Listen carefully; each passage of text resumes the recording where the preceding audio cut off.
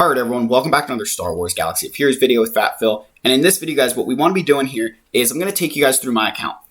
And we're going to go through things that, I've did this before, right, where I think like, oh, here's stuff we should be working on. But I'm going to show you guys exactly what I saw in the post from the developers, stuff that we want to be farming. I'll give you the order that I'm doing them in. And I'll also give you guys some reasons behind this stuff, right, that things to consider as you're going through. So as we do in every video here, we must first pay homage to our king, Wampa, and I just want to say, even though you're not always in my team, you're always right here in my heart. If you guys want to see Wampa get to Relic 8, get this channel to 5,000 subscribers. I feel very vindicated setting the bar that high when the new territory battle is going to be requiring Relic 8s to even enter into Phase 4. So if you guys want to see me spending resources like that, smash that subscribe button, leave a like, leave a comment. Let's get into the video, guys. And first faction that we definitely, just have to talk about, right? It's been thrown in our faces. We knew it was going to be happening, is Inquisitors. Here's the thing. We knew that Reva was coming, so everybody was trying to rush, get Inquisitors, right? Get Grand Inquisitor so that they can do the Reva mission. The requirements to unlock Grand Inquisitor is all 5 Inquisitors here at Relic 5. To do the Reva mission, you need Grand Inquisitor and 4 other Inquisitors at Relic 7. So, as someone who currently, you guys know, right, if you're following along on the channel, right, we're making some good progress on the Lord Vader farm, right? Done some really good stuff. We've got all of our Bad Batch at their required relic levels. We've got ARC Trooper, General Skywalker, and Clone Trooper Echo done. So we need to Relic 8 Padme and Dooku, get Tarkin up to Relic 7, and then we've got 2 more Relic 7s in Newt and Zam, and then Tusken and Embo to Relic 5, I believe. So we're getting there, right? But after that, I was debating between Jabba and Inquisitors, and I'd been leaning towards Jabba. And I feel very vindicated now that these characters need to be at Relic 7 to even attempt the Third Sister mission. And why am I saying that, right? From a resource perspective, Inquisitors and Jabba, if I did the math in my head, it was like I was spending 2/3 of the resources on Inquisitors for 5 characters to then even get Grand Inquisitor. Comparative to like if I spend 1/3 more resources, I'm going to get Jabba, right? That was kind of the math I was doing.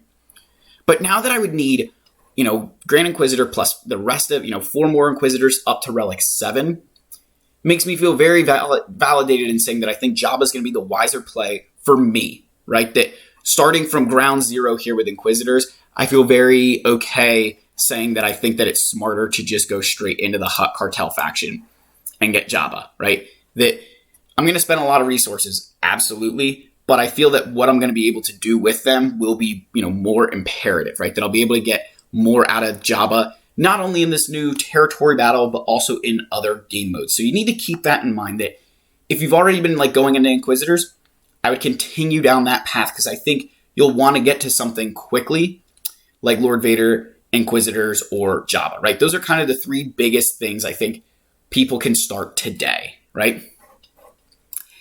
Now, the other thing that they mention a lot, right, is Doctor Aphra. So we'll go to the droids, and I have to go to the bottom here. So BT-1, Trip 0, right, they're going to be characters that you're going to need for this territory battle, just like we're going to need Hondo and Santa Staros, who are both smugglers, right? So, you've got Santa Staros, right, you got Hondo. This is all stuff that, it's like crazy to think that we went from, you want to be farming Starkiller to now like you need Doctor Aphra, right? The way I'm going to be looking at those characters right now is if you're endgame player, you're probably farming them. If you're newer to the game, you want to focus on somebody like your GLs, right? Lord Vader or Jabba, right? Get one of them. Then maybe go into Inquisitors or Doctor Aphra, right? And just stick to the farm.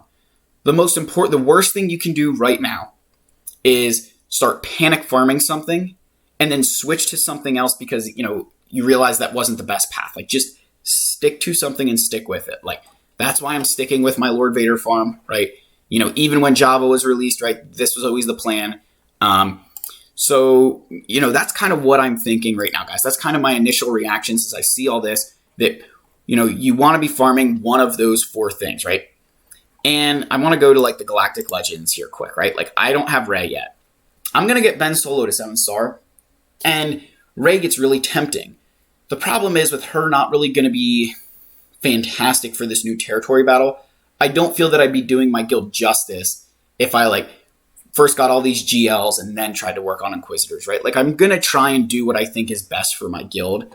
And overall, it's going to be what I think is finish off my Lord Vader farm, right? Because we are close to him.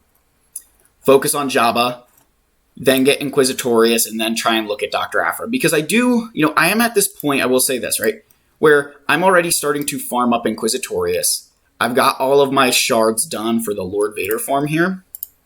So I'm farming up Bush Leia, Skiffguard Lando, and for those of you wondering how this is pronounced Bush, it might be Bush. I don't really know what the real pronunciation is, but I prefer Bush, and there is a silent letter in my pronunciation for those of you who will understand that joke. But I'll take these, two characters. They're getting farmed right now. I am doing Armorer.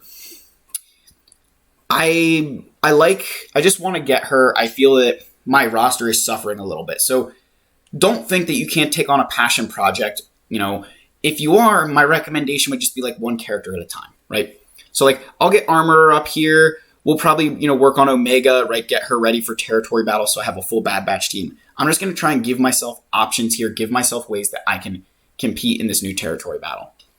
But that's the video, guys, right? This isn't really like my, account update, right? I wasn't trying to do that. I was just trying to show you guys a few things that I think we need to be working on and keeping in mind for this new territory battle. For those of you still watching, you're going to get a little piece of what I think is going to be a really good team. And we're on Imperial Troopers, but it's not this team up here. It's going to be Iden.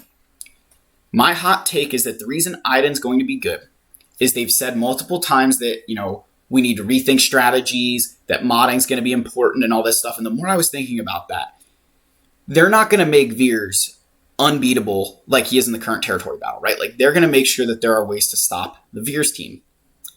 So I think Iden is going to be that character that is going to be really good for Imperial Troopers. And I could see them really trying to push that because she's a character that not as many of us have at relic levels, right? So it's definitely something to keep on your mind, right? Put that in the back of your head that Iden can be another character that's going to boost you into another level for this new territory battle. That's the video, guys. Let me know what your thoughts are down below. As always, Wampa is king. May the force be with you, and I'll see you in the next one. Cheers.